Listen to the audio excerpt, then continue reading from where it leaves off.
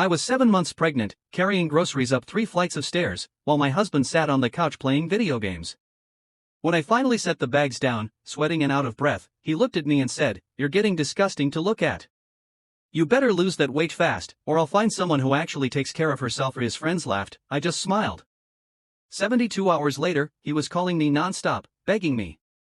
Girlies, I'm literally sitting in a hotel room right now, 7 months pregnant, trying to process what just happened today. Like, am I overreacting? Am I in shock? IDK, but I need to get this out somewhere. Long post, sorry.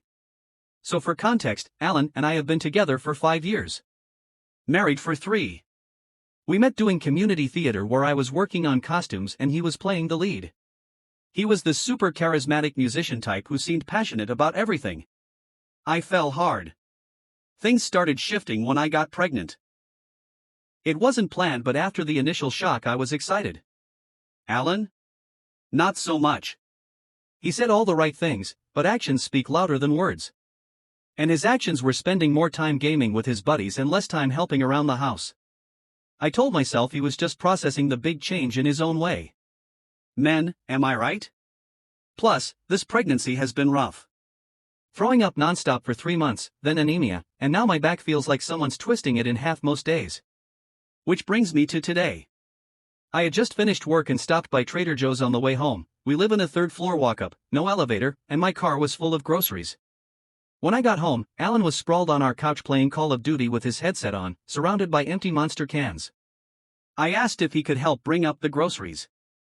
He just waved me off and said he was in the middle of something important. So there I was, 7 months pregnant, waddling up and down 3 flights of stairs with heavy grocery bags. By the 6th trip, I was drenched in sweat, my back was screaming, and I could feel my ankles swelling inside my shoes.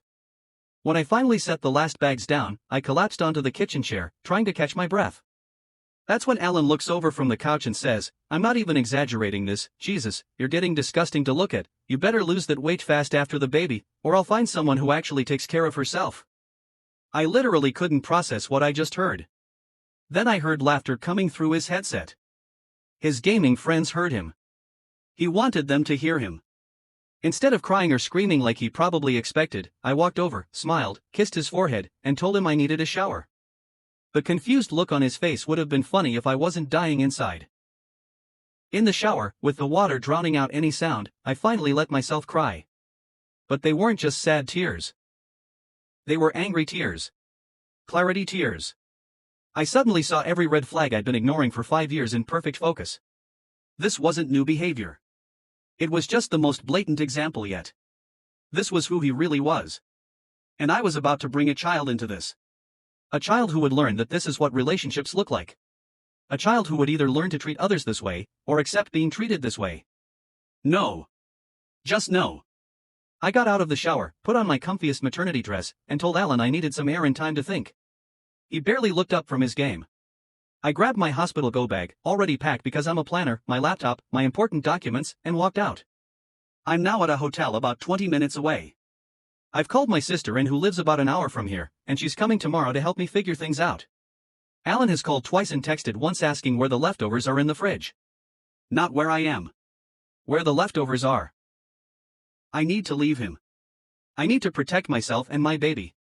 But I'm terrified. I'm 7 months pregnant. Our lease is in both our names. Our finances are somewhat entangled, though I've always kept my own separate account where my paychecks go, thank God. I was counting on having a partner for childcare and expenses. But I keep coming back to that moment in the kitchen. The casual cruelty. The way he said it like he was commenting on the weather. The fact that he wanted his friends to hear it. I should have left years ago. I deserve better. My baby deserves better. I don't know exactly what my next steps are. But I know I'm not going back to that apartment tonight. Maybe not ever. A lot of people are asking if this was the first time he said something like this. No, it wasn't. There have been jokes about my changing body throughout the pregnancy. Comments about how I used to be so hot. And questions about my plan to get back in shape. But they were always couched as concern, or wrapped in enough humor that I could tell myself he didn't mean it that way. Today was just mask off. Edit 2. To those suggesting I should have communicated better or tried to work things out, we've had many conversations about division of labor, especially since I got pregnant. His promises to do better last about 48 hours. I've suggested couples therapy 3 times. He's always too busy. Today wasn't a one-off bad day. It was just the day I finally saw clearly. Update. Same night. It's 2 a.m. and I can't sleep. Alan finally realized I wasn't coming home tonight and has been blowing up my phone. First with confusion. Where are you? Then irritation. You're being dramatic. Then attempts at guilt. I was just joking. You know how the guys are. The latest text was a threat about how I better not be spending our money on a hotel. Our money. The same money that's 90% from my paycheck while he invests in his music career and gaming setup. I've decided I'm meeting with a lawyer before I go back to that apartment. I've muted his notifications and am trying to rest for my baby's sake. My sister will be here in the morning. The baby is kicking like crazy right now. I put my hand on my belly and whispered, I've got you. We're going to be okay. And for the first time today, I actually believe it. First update. It's been about 4 weeks since my last post, and I need to update because things have gotten so intense. Thank you to everyone who commented with support. Your messages kept me going when I wanted to give up. So after that night, when Alan called me disgusting for gaining pregnancy weight, my sister and came and we talked through my options. We decided I needed to go back to the apartment temporarily while I got my affairs in order. Many of you warned me not to let Alan know I was planning to leave until I was ready, and OMG, you were so right. When I returned home, Alan acted like nothing had happened. When I brought up his comment, he rolled his eyes and said I was being too sensitive and it was just a joke. Then he tried to turn it around on me saying, I've been so moody lately and he's walking on eggshells. He actually said, do you know how hard this pregnancy has been for me? For him. I nearly lost it, but I remembered my plan. So I took a deep breath, apologized for overreacting, and said I was just tired and hormonal. The relief on his face was immediate. He thought he had one, that I was back in line and everything could go back to normal. Little did he know, I was already consulting with a divorce attorney. The past month has been one of the most challenging of my life. I've been living a double life, outwardly playing the role of apologetic pregnant wife while systematically preparing to leave. Here's what I've done so far. I've been keeping a detailed journal of Alan's behavior, including dates, times, and exactly what he says. I've also quietly recorded some of our conversations on my phone where he's been particularly nasty. My lawyer says this could help with the divorce. I've always kept my paycheck going to my personal account, thank God. But I've now moved my direct deposit entirely to a new account at a different bank. I've been slowly moving money from our joint account to my private account in small amounts that wouldn't raise suspicion, basically reclaiming what I've contributed over the years. While going through our financial records, I discovered something that made me sick to my stomach. Alan has a credit card in my name that I didn't know existed. He's racked up over $5,000 in debt for his gaming PC and other stuff. I've reported the fraud to the credit card company and provided evidence it wasn't me. I've gathered all important documents, birth certificate, marriage license, bank statements, tax returns. Everything is now in a secure location outside our apartment. My sister helped me find a small 2-bedroom apartment that's ground floor, no stairs, has laundry and unit, and is in a secure building. I signed the lease last week. It's not fancy, but it's clean, safe, and mine. I've been quietly packing essential items. I've been slowly gathering my truly important possessions and moving them to my sister's place when Alan is out. Nothing obvious enough for him to notice, but the things that matter most to me. I also got a burner phone that Alan doesn't know about. My regular phone stays with me and acts normal, but I have a backup he can't track. Living this double life has been exhausting, especially while 8 months pregnant. My ankles are swollen constantly, my back aches all the time, and the baby feels like she's practicing parkour on my bladder and ribs simultaneously. But each step I take toward freedom gives me strength. The hardest part has been pretending everything is normal. Cooking his meals, laughing at his jokes, listening to him complain about his bandmates, watching him play video games for hours while I handle everything else. Even sleeping next to him makes my skin crawl now that I've stopped gaslighting myself about who he really is. He's gotten worse, too. Now that he thinks I've accepted his behavior, the mask has slipped further. Last week, he invited his gaming friends over for a guys' night without telling me until they were at the door. I had just gotten home from work and was lying down because my back was spasming. He actually came into the bedroom and told me I should make myself useful and order them some pizzas. When I said I was in pain, he sighed dramatically and said, "Being pregnant isn't a disability. Women have been doing it forever." And his mom worked until the day before she had him. A lie, but he's out. I checked with his mom on a casual phone call and she had complications requiring bed rest for the last month. The guys were right there in the living room hearing everything. I caught one of them looking uncomfortable, but nobody said anything. I ended up ordering the pizzas from bed and paying for them with my own money. When they arrived, Alan yelled for me to get the door because they were in the middle of a match. I had to haul myself up, walk past all of them in my pajamas, pay the delivery person, and set out plates and napkins while they ignored me. After they left around 2 a.m., leaving empty beer cans and pizza boxes everywhere, Alan came to bed and tried to initiate sex. When I said I was exhausted, he said, "Come on, it's not like you need to do anything. Just lie there like you usually do." I went to the bathroom and silently cried, reminding myself I only had to endure this for a little while longer.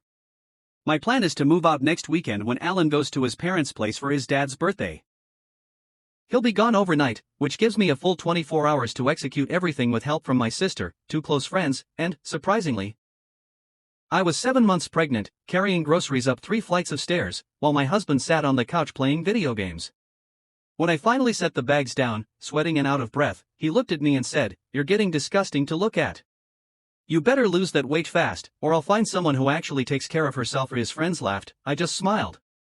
72 hours later, he was calling me non-stop, begging me. "Girlies, I'm literally sitting in a hotel room right now, 7 months pregnant trying to process what just happened today. Like, am I overreacting? Am I in shock? IDK, but I need to get this out somewhere. Long post, sorry."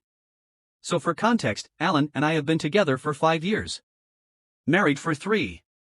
We met doing community theater where I was working on costumes and he was playing the lead. He was the super charismatic musician type who seemed passionate about everything. I fell hard. Things started shifting when I got pregnant. It wasn't planned, but after the initial shock I was excited. Alan? Not so much. He said all the right things, but actions speak louder than words. And his actions were spending more time gaming with his buddies and less time helping around the house. I told myself he was just processing the big change in his own way. Men, am I right? Plus, this pregnancy has been rough. Throwing up nonstop for 3 months, then anemia, and now my back feels like someone's twisting it in half most days. Which brings me to today. I had just finished work and stopped by Trader Joe's on the way home. We live in a 3rd-floor walk-up, no elevator, and my car was full of groceries. When I got home, Alan was sprawled on our couch playing Call of Duty with his headset on, surrounded by empty Monster cans. I asked if he could help bring up the groceries. He just waved me off and said he was in the middle of something important. So there I was, 7 months pregnant, waddling up and down 3 flights of stairs with heavy grocery bags. By the 6th trip, I was drenched in sweat, my back was screaming, and I could feel my ankles swelling inside my shoes. When I finally set the last bags down, I collapsed onto the kitchen chair, trying to catch my breath. That's when Alan looks over from the couch and says, "I'm not even exaggerating this, Jesus, you're getting disgusting to look at. You better lose that weight fast after the baby, or I'll find someone who actually takes care of herself." I literally couldn't process what I just heard. Then I heard laughter coming through his headset. His gaming friends heard him. He wanted them to hear him. Instead of crying or screaming like he probably expected, I walked over, smiled, kissed his forehead, and told him I needed a shower. The confused look on his face would have been funny if I wasn't dying inside. In the shower, with the water drowning out any sound, I finally let myself cry. But they weren't just sad tears. Morning getting ready for work, and I actually smiled. Not because I looked particularly good, let's be real, I'm 8 months pregnant and exhausted but because I recognized myself again. That spark in my eyes that had disappeared years ago was starting to come back. Last night, I rehearsed what I'm going to write in my note to Alan. It felt so validating to put all of his behavior into words. No more making excuses, no more minimizing, just the plain truth about who he is and why I'm leaving. I'm still scared about doing this alone. Single motherhood wasn't in my life plan, but staying with Alan would cost me my self-respect and eventually my sanity. And what kind of mother could I be then? 4 more days. Just 4 more days of this double life, then freedom. Second update, it's done. I'm out. I'm sitting in my new apartment as I type this, surrounded by boxes and a partially assembled crib, but I've never felt more at peace despite the chaos. Here's how it all went down. As planned, Alan left yesterday morning for his dad's birthday weekend at his parents' place about 3 hours away. He was actually in a good mood for once, probably because he was escaping pregnant wife duty for a full weekend. He kissed me goodbye, told me not to do anything crazy while he was gone, and said he'd be back Sunday evening. The moment his car pulled away, Operation Exodus began. My sister arrived with her SUV 10 minutes later, followed by my friend Mia with a small moving truck she borrowed from her workplace. Alan's brother Rory showed up shortly after, looking nervous but determined. We had exactly 32 hours to move me out completely. Looking at the apartment that morning was surreal. For 5 years I'd lived there, slowly losing pieces of myself while pretending everything was fine. We worked methodically through the apartment, following the inventory list I'd created over the past few weeks. First, all my personal items and clothes that Alan wouldn't immediately notice were missing, then baby items I'd purchased myself, then furniture that was clearly mine from before our relationship. Rory was amazing, handling all the heavy lifting despite my protests that he shouldn't be helping me lead his brother. At one point he paused while carrying out my dresser and said, "Alan's my brother, but what he's doing to you is wrong. My mom raised us better than this." It nearly made me cry right there in the hallway. The most satisfying moment was disconnecting Alan's precious gaming PC, the one he'd fraudulently bought using a credit card in my name. I carefully packed it in its original box while Rory watched awkwardly. I could tell he was torn between family loyalty and doing what's right. I told him he didn't have to help with this part, but he just shook his head and carried the box to the truck, muttering something about Alan finally facing consequences. By 7 p.m. most of my belongings were out. We ordered pizza, seems to be a theme in my life lately, but this time it was a celebration meal with people who actually cared about me. We sat on the floor of my new apartment eating directly from the box, laughing with exhaustion and relief. This morning we went back for the final phase. I deep cleaned the apartment, not for Alan but because I didn't want to give him anything else to complain about, packed my last few items, and prepared what I was leaving behind. On the kitchen counter I left divorce papers. Filed but not yet served. A folder with evidence of his financial fraud. Documentation showing the gaming PC was purchased with a fraudulent card in my name. A USB drive with recordings of his verbal abuse. And a note that simply said, "Find someone better from your couch, I already have." I didn't take everything. I left most of the furniture we'd bought together, though I did take photos of everything in case he tries to claim I took things I didn't. I'm not interested in pettiness. I just want out with what's rightfully mine. The hardest part was making it all work at 8.5 months pregnant. My back was screaming by the end of day 1, and this morning I woke up with my hands so swollen I could barely grip anything. But adrenaline is a hell of a thing, and knowing I was finally breaking free kept me going when I wanted to collapse. I called Alan's cell phone once I was safely in my new place. No answer, as expected. I left a voicemail telling him not to bother coming to my sister's place looking for me, as I wasn't there, and that he would find everything he needed to know on the kitchen counter. I then sent a text with the same information, blocked his number, and emailed his parents letting them know Alan and I were separating and why, so he couldn't spin a narrative making me the villain. Within an hour my phone was blowing up with calls from numbers I didn't recognize, clearly Alan using his friends' phones to try to reach me. I didn't answer. Eventually his mother called my sister, they've always been close, who simply confirmed I was safe and that Alan had treated me terribly throughout the pregnancy. His mom actually broke down crying and apologized for her son's behavior, which wasn't expected but was oddly healing. According to Rory, who's keeping me updated, Alan came home early after getting my message.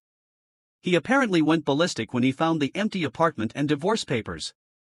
He called everyone we know trying to find me, alternating between rage, confusion, and suddenly claiming he wanted to fix things. Several of Alan's friends have actually reached out to express support for me. Turns out they weren't all laughing along with his cruelty. Many were uncomfortable but didn't speak up. One even confessed they had a guy's talk with him about his behavior toward me months ago, but he dismissed them as being whipped by their wives. Another said he'd stopped inviting us to couple events because he couldn't stand watching how Alan treated me. I wish they had said something to me directly, but I understand why they didn't. It's still comforting to know not everyone thought his behavior was acceptable. As for me, I'm exhausted but relieved. My new apartment is small but bright, with a park nearby and a small balcony where I've already set up a chair for morning coffee. My hospital is only a 10-minute drive away. I changed my email addresses, created new social media accounts, and set up mail forwarding. I've told my workplace about my situation, and they've been incredibly supportive. The baby is due in just over 3 weeks, though my doctor suspects she might come a bit early based on my last appointment. I'm both terrified and excited to meet her. I never imagined I'd be doing this alone, but I'd rather be a single mom than raise her in a toxic household. I know the hard part isn't over. The divorce will likely get ugly. Alan isn't the type to accept defeat gracefully, and I'm prepared for him to fight me on everything out of spite. But my lawyer is confident, especially with the documentation I've gathered. For those wondering about Alan's parental rights, yes, he will legally have them unless he chooses to terminate them, which I doubt. My lawyer is helping me prepare for co-parenting with appropriate boundaries. I'm realistic that he'll probably be an inconsistent father at best, but I'm prepared to provide stability on my end. I'm also continuing therapy to process everything. I refuse to carry this trauma into my daughter's life or any future relationships. To everyone who supported me through my previous posts, thank you. Your encouragement and advice helped me find the courage to leave when I was wavering. I'm still scared about the future, but for the first time in years, I'm also hopeful. Edit same day. Alan just sent an email since I blocked his number saying he's coming to Anne's place tonight to talk and that I'm making a huge mistake. I've already alerted Anne, who has informed him I'm not there and that if he shows up, she'll call the police for trespassing. I've also documented this in case I need to file for a protective order. Update next morning. Alan showed up at Anne's place at 11 p.m. despite being told I wasn't there. Anne didn't answer the door, but her neighbor recorded him yelling and pounding on her door for nearly 10 minutes before leaving. He also left all of our wedding photos on her front porch with a note saying, "I threw away everything we built." The irony of him suddenly caring about our marriage isn't lost on me. This morning, he emailed again, this time with a complete shift in tone, apologizing, saying he didn't realize how his behavior affected me, promising to change, go to therapy, be a better father, etc. The old me might have wavered. The new me sees this for what it is, a manipulation tactic because he's lost control. His apology was all about him, how he feels, what he wants, how hard this is for him. Not once did he acknowledge the specific ways he hurt me or how his behavior might affect our child. I didn't respond. My lawyer advised against any direct communication that isn't through her at this point. I'm spending today setting up the nursery with Anne and trying to rest as much as possible. Baby girl is extra active today, as if she knows we're finally somewhere safe. TikTok keeps serving me those signs he's actually in love with you videos and I just have to laugh. I spent 5 years confusing control for care and convenience for love. Never again, bestie. Never again. Last update. It's been about 10 months since my first post and so much has changed that I wanted to give everyone a final update. First and most importantly, my daughter Lily is now 6 months old, healthy, happy, and absolutely the light of my life. She has my eyes, Alan's nose, unfortunately, and a personality that's entirely her own. She started sitting up unassisted last week and is currently obsessed with a stuffed sloth my sister got her. Her favorite thing is when I sing to her while dancing around the kitchen, which I do often because her giggle is the best sound in the universe. The birth was intense. I went into labor 3 weeks early, just 5 days after moving into my new apartment. My sister Anne was my birthing partner and honestly, she was amazing. After 19 hours of labor, including 3 hours of pushing, Lily arrived at 6:22 a.m., screaming her little head off. The moment they placed her on my chest, I knew every difficult decision I'd made was absolutely worth it. I didn't inform Alan I was in labor. My lawyer advised that I wasn't obligated to, and after his erratic behavior following my departure, I was concerned about adding stress to an already stressful situation. I notified him of Lily's birth the day after, via email, with a formal photo of her, not one with me in it, and basic information about her health and birth statistics. His response was a mess of anger about not being called, followed by demands to see his daughter immediately, followed by accusations that I was using her as a pawn. My lawyer handled all communication, explaining that given his recent behavior, we would be establishing a formal visitation schedule through the courts. Now here's something I haven't shared before, possibly my pettiest but most satisfying moment in this whole saga. Remember how during my pregnancy, Alan told me I was getting disgusting to look at and needed to lose that weight fast after the baby? Well, when Lily was about 3 months old and I was starting to feel like myself again, I did something kind of epic. During the divorce proceedings, we discovered Alan had been hiding money in a separate account. My lawyer fought hard and I was awarded a significant portion of those funds since they were technically marital assets. Instead of just putting it all into savings like a responsible adult, I decided Lily and I deserved a break. I booked us a 5-day to a beachfront resort in Florida. My sister came along to help with Lily and for the first time in forever, I actually relaxed. On our 3rd day there, I was sitting by the pool while Lily napped in her stroller under an umbrella. I was wearing my first bikini since before pregnancy. My body looked different. Stretch marks, a C-section scar, softer in places, but I felt proud of what it had accomplished. I asked him to take a photo of me in my swimsuit, looking out at the ocean. I looked happy, confident, and yes, already a bit slimmer than I had been while pregnant. Duh! I sent that photo directly to Alan with just one caption, already slimming down, don't worry. Then I blocked him again before he could respond. Satisfying? You have no idea. That moment of reclaiming my body, my confidence, and yes, some of his hidden money felt like the final piece of breaking free from his control. I never heard what his reaction was, but according to Rory, Alan was livid when he received it. The divorce proceedings continued to be exactly as difficult as I expected. Alan contested everything possible, initially demanding full custody, despite having shown zero interest in baby preparations during my pregnancy, then our entire apartment's contents, despite leaving the furniture when I moved out, and even my car, which I owned before we met. His tune changed dramatically when my lawyer presented evidence of his financial fraud and verbal abuse. Suddenly he was willing to negotiate. We finally settled 3 months ago. I have primary physical custody of Lily. Alan has supervised visitation for 4 hours every other weekend. Child support was set based on his actual income, which we discovered was higher than he claimed. He kept his belongings, I kept mine, and we split the minimal joint assets. He's responsible for the fraudulent credit card debt. Is it a perfect outcome? No, but it's one I can live with, and it provides stability for Lily. Alan has seen Lily exactly twice since she was born. The first visit, when she was 8 weeks old, he showed up 40 minutes late and spent most of the time complaining about the supervised visitation requirement and taking photos to post on Instagram with captions about being a devoted dad. The second visit was at 4 months, where he seemed uncomfortable with her fussiness and left early. He's cancelled the last 3 scheduled visits with increasingly thin excuses. Part of me is hurt for Lily's sake, but mostly I'm relieved. Each interaction with him is emotionally draining, and his inconsistency would only confuse her as she gets older. I've documented every cancelled visit on my lawyer's advice. As for me, physically, my body has healed from birth, though it's different than before. I have stretch marks, a C-section scar, and I'm about 15 pounds heavier than my pre-pregnancy weight. And you know what? I'm completely at peace with that.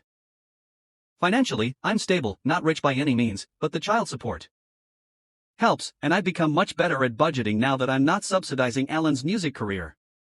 I've even started a small savings account for Lily's future. As for Alan, last I heard through mutual friends, he's telling everyone I had postpartum psychosis and stole his daughter and his money. He conveniently leaves out the part where he committed financial fraud and verbally abused his pregnant wife. His Instagram is full of posts about fighting for his rights as a father, despite continually canceling his visitation. Classic idiot. Sometimes I think about that day with the groceries, how at the time it felt like the worst moment of my life, but in reality, it was the moment that saved me. Edit: so many people have asked for a tax baby pic. But for privacy reasons, I can't share Lily's photo. Just imagine the cutest baby ever with chubby cheeks and a smile that could end wars. That's my girl.